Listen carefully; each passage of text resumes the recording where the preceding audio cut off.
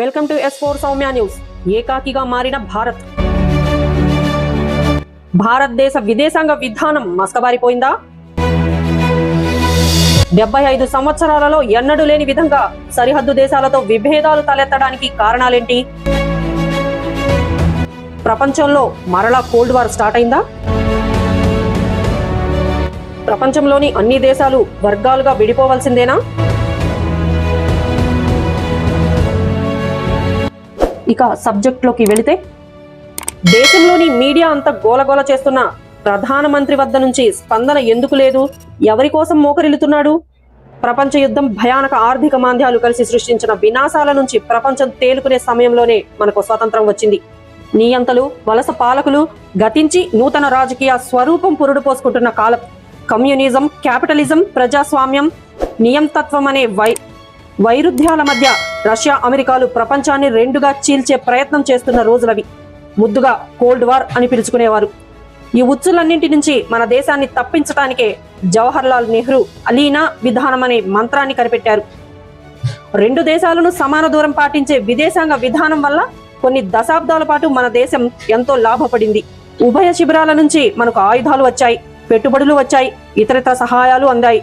ఇప్పుడేం జరుగుతుంది? Cold war అంతరించిపోయిందన్న ధీమాతో Gujarati వ్యాపార మనస్తత్వం విదేశాంగ విధానాన్ని సమూలంగా మార్చేశారు.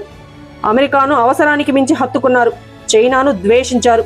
చివరికొచ్చేసరికి అటు అమెరికా, ఇటు చైనాలు రెండూ కలిసి మన మీద ఆర్థిక భారాలు మోపుతున్నాయి, రాజకీయ అపరాధ రుసుములు రుద్దుతున్నాయి. రెండింటికి చెడిన రేవడిలా దేశాన్ని అయోమయంలోకి నెడుతున్నది విదేశాంగ విధానం. నెహ్రూ నుంచి వాజ్పేయి వరకు ఇరుగు పొరుగు దేశాలతో మనకు మైత్రి ఉంది. వారికి మనమంటే గౌరవంతో పాటు భయం కూడా ఉండేది. నేపాల్, బంగ్లాదేశ్, శ్రీలంక, మాల్దీవ్స్ వంటి దేశాలతో మనకు సోదర బాంధవ్యం ఉండేది. కానీ ఇప్పుడు ఈ 4 దేశాలు మనకు దూరంగా జరిగిపోయాయి. పైగా చైనాను తమ మిత్రదేశంగా మార్చుకుంటున్నాయి. మాల్దీవ్ నుంచి మన సైన్యాన్ని వెళ్ళగొట్టారు. ప్రధాని స్వయంగా ఆ ద్వీపానికి వెళ్లి బ్రతిమిలాడినా ససేమిరా అన్నారు. ఆపరేషన్ సింధూర్ సమయంలో పాకిస్తాన్ను బహిరంగంగా సమర్థించింది చైనా.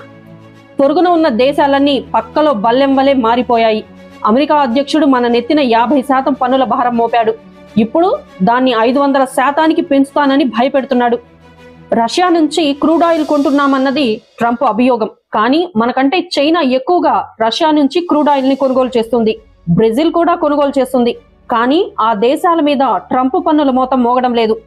మరోపక్క మన దేశం గురించి, మన ప్రధాని గురించి ట్రంప్ చేస్తున్న వెటకారపు వ్యాఖ్యలు, వెకిలి చేష్టలు మనసును బాధను కలిగిస్తున్నాయి. ఈ నేపథ్యంలో వెనిజువేలా అధ్యక్షుడిని కిడ్నాప్ చేసి ఒక గూండా వలె వ్యవహరించాడు అమెరికా అధ్యక్షుడు ట్రంప్. అంతర్జాతీయ సమాజం మొత్తం ఈ పరిణామాన్ని తీవ్రంగా ఖండిస్తుంది. కానీ మన దేశం మాత్రం ఆందోళన వ్యక్తం చేసి సరిపెట్టేసింది. అంతకంటే ఒక్క మాట ఎక్కువ మాట్లాడినా అమెరికాకు కోపం వస్తుందేమో అన్న భీతిని కల్పిస్తుంది ప్రధాని వ్యవహారం. ఇప్పటి ప్రధాని గారు సంస్కరించిన విదేశాంగ విధానం వల్ల మనకు కలిగిన మేలు, ఆత్మాభిమానం స్థానంలో దాస్య మనస్తత్వాన్ని అలవరుచుకోవటం, అటు అమెరికాకు ఇటు చైనాకు చులకనగా మారిపోవటం, ఇరుగు పొరుగు దేశాలు మనల్ని దగ్గరకు రానివ్వకపోవటం, అంతర్జాతీయంగా ఒంటరి పక్షిగా మారిపోతున్నది భారతదేశం. దీనివల్ల దీర్ఘకాలంలో భారతదేశం ఎలాంటి పరిహారం చెల్లించవలసి ఉంటుందో ఊహకు కూడా అందటం లేదు. ఎందుకు అంతలా మోకరిల్లుతున్నారు?